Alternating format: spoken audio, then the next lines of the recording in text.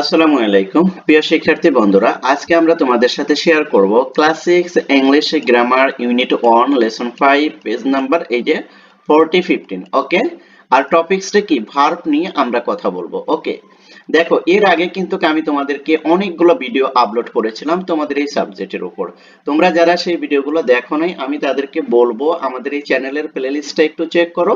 প্লেলিস্টে চেক করলেই দেখতে পারবে তোমাদের ক্লাসের অসংখ্য ভিডিও আমরা এখানে আপলোড করে রেখেছি। তোমরা তোমাদের সময় মতো সেই ভিডিওগুলো দেখে আসবে। সেই ভিডিওগুলো দেখলে তোমাদের যেটা উপকার হবে সেটা হলো যে তোমরা খুব সহজেই পরবর্তী ভিডিওগুলো ধাপে ধাপে বুঝতে অনেকটাই সহজ হবে। তাহলে চলো আজকে আমরা তোমাদের মূল ক্লাসে চলে যাই। দেখো এখানে আমরা কি নিয়ে আলোচনা করছি, ভার্ব নিয়ে আলোচনা করছি, রাইট? দেখো ভার্বের ভিতরে কিন্তু কি আছে, দেখো বেশ এই কি তোমার হলো একটা হলো রেগুলার ভার্ব আর একটা হলো ইরেগুলার ভার্ব। ওকে, যেটাকে আমরা অ্যাকশন ভার্ব বলে থাকি। দেখো এর আগে কিন্তু আমরা কিন্তু রেগুলার ভার্ব নিয়ে আলোচনা করেছিলাম, তাই আমি তোমাদেরকে বলছি রেগুলার ভার্বের ওই ভিডিওটা যদি না দেখো তাহলে অবশ্যই দেখে আসবে। এবার আমরা আলোচনা করব ইরেগুলার ভার্ব নিয়ে। ওকে, ইরেগুলার ভার্ব কাকে বলে সেটা যদি আমরা একটু বলি, যেই ভার্বের ভিতরে কি করা হয় ভাওয়েল চেঞ্জ করে অথবা লেটার চেঞ্জ করে কি করা হয় পাস্ট এবং পাস্ট পার্টিসিপল ফরম্যাটে কনভার্ট করা হয়, সেটাকে কি বলে ইরেগুলার ভার্ব বলে। আর রেগুলার ভার্বের এই ডেফিনেশনটা যদি তোমাদের সাথে একটু শেয়ার করি তাহলে সেটাও কিন্তু তোমরা বুঝতে পারবে। যদিও এটা নিয়ে আমরা পূর্বের ভিডিওতে আলোচনা করেছি, যারা আজকে নতুন এসেছো তাদের জন্য একটু হিন্টস দিয়ে রাখছি যাতে তোমাদের বোঝাটা মোটামুটি একটু সহজ হয়। সেটা কি, রেগুলার ভার্ব হলো যে সকল কি ভার্বের শেষে ডি অথবা ইডি যোগ করে পাস্ট টেন্স এবং পাস্ট পার্টিসিপল ফরম্যাটে কনভার্ট করা হয় সেগুলোকে রেগুলার ভার্ব বলে। দেখো আমরা আজকে যেহেতু ইরেগুলার ভার্ব নিয়ে আলোচনা করব, তাই আজকে আমরা রেগুলার ভার্ব নিয়ে তেমন কিছু আলোচনা করতে চাচ্ছি না। এবার দেখো এই যে বেস ফর্ম মানে কি, বেস ফর্ম হচ্ছিল ভার্বের যে মূল ইটা ফরম্যাটটা সেটা।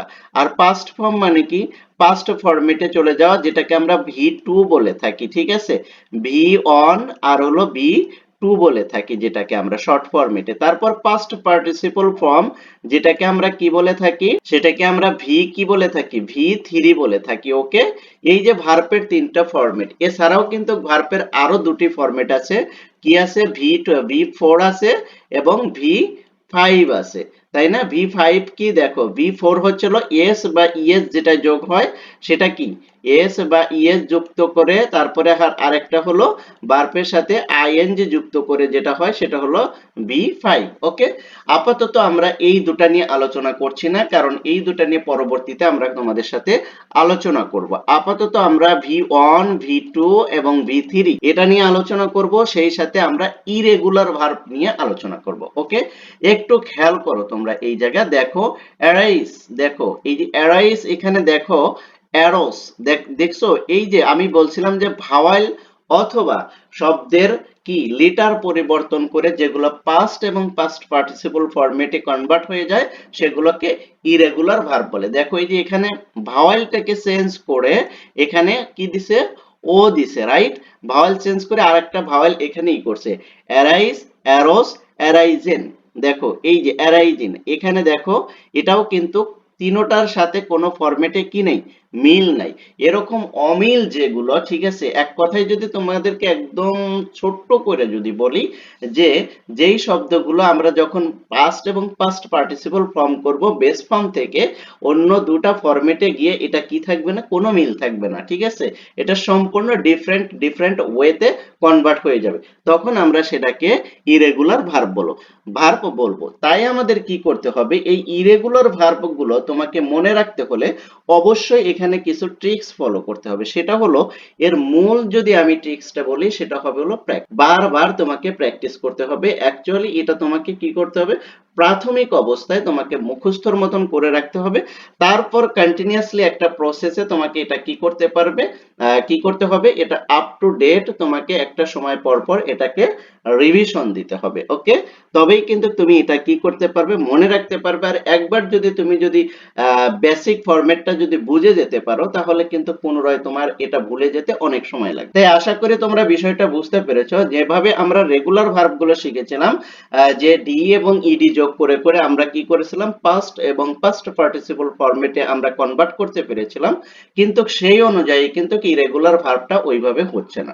তাই আমাদেরকে কি করবে, অবশ্যই আমাদেরকে করতে হবে একটু মুখস্থ। ওকে, যেমন এই যে দেখো বিয়ার, বোর, ব্রন, দেখো এই যে এখানে সম্পূর্ণই কিন্তু চেঞ্জ হয়ে গেছে। তারপর দেখো বেগিন, বিগান, বেগন, ওকে, চুজ, চুজ, চোজেন, ওকে, ড্র, ড্রিউ, ড্রন, দেখো সবগুলোই কিন্তু আমি উচ্চারণ করে দিচ্ছি তোমাদের, ঠিক আছে। তারপরে দেখো ড্রাইভ, ড্রপ, ড্রাইভ, দেখো এখানে কিন্তু সবগুলো পরিবর্তন হচ্ছে। তারপর দেখো ইট, অ্যাট, ইটেন, দেখছো এগুলো আমরা আগে থেকেই পারি, বাট আমরা ইরেগুলার এবং রেগুলার ভার্ব যখন ফাইন্ড আউট করতে বলি তখন কিন্তু একটু কঠিন হয়ে যায়, রাইট। দেখো ফল, ফেল, ফলেন, তারপর ফাইট, ফট, ফট, তারপরে গিভ, গ্যাভ, গিভেন, ওকে। দেখো এগুলো সবগুলোই কিন্তু ইরেগুলার ভার্ব।